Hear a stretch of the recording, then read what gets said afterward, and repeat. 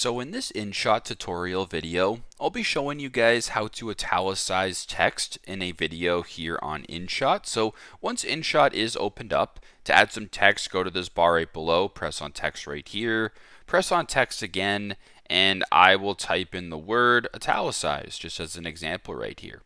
Once you have your text selected, press on the three horizontal lines right here. Then on this page right below, there's the B, there's the I, there's the U, there's the double A. Press on the I, and that'll go ahead and actually italicize text. So this is not italicized, italicized. Very straightforward, very simple. Press on the check mark. Now if I were to go ahead and play it, the text is now italicized. So very simple, very straightforward. That's how you guys can italicize text in a video on InShot. Thanks again for watching, and I hope this video helps.